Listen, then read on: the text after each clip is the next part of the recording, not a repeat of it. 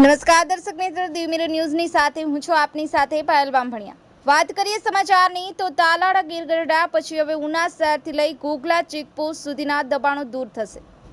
ગીર સોમનાથ જિલ્લા કલેક્ટર શ્રીએ ફિલ્મી સ્ટાઇલથી કામ શરૂ કર્યું।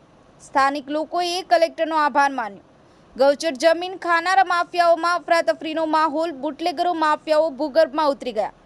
કલેક્ટરે ઉના શહેર, દેલવાડા, નાલિયા માંડવી, વાસો, જહેમતપુર માંડવી ચેકપોસ્ટ અને તળની મુલાકાત લીધી।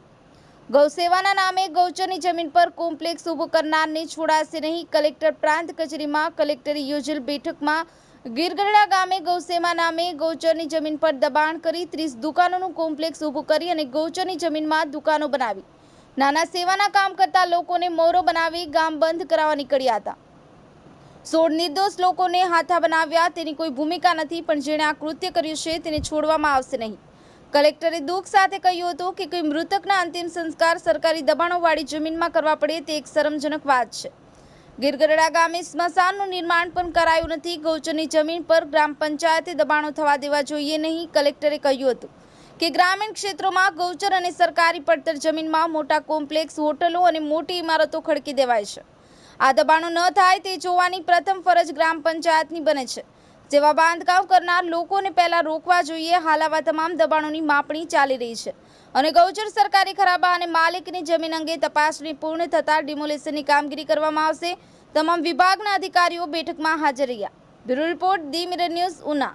આજરોજ ઉના એસડીએમ ઓફિસ ખાતે આ ડિવિઝનના જે અધિકારીઓ છે સંકલનના, તેઓની અને જે ગ્રામજનોને કોઈ પણ પ્રશ્નો હોય તો એ બાબતની એક મિટિંગ રાખવામાં આવેલી।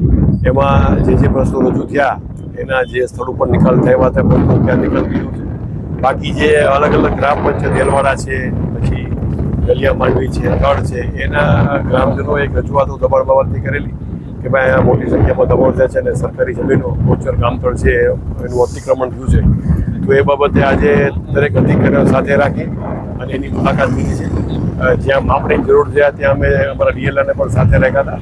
એ માપણી કરી અને ચોક્કસ આઈડેન્ટિફાઈ કરી દેશે કે આ સરકારી જમીન છે, ગૌચર છે, ગામતળ છે। પછી જે કાંઈ પણ નિયમોસરની એને દૂર કરવાની કાર્યવાહી છે એ હાથ ધરવામાં આવશે। સર, નાલિયા માંડવીમાં જે એ ક્યારે દૂર થશે?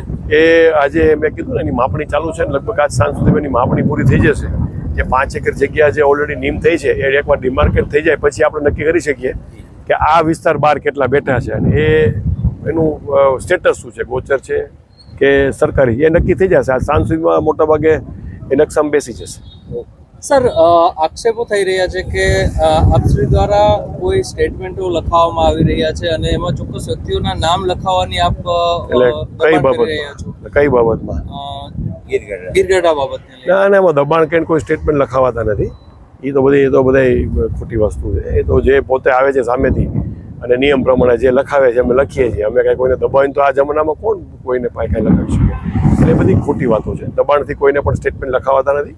સૌ રાજી ખુશીથી જે કાંઈ પણ એનો રોલ હોય એ આપણને આવીને કહે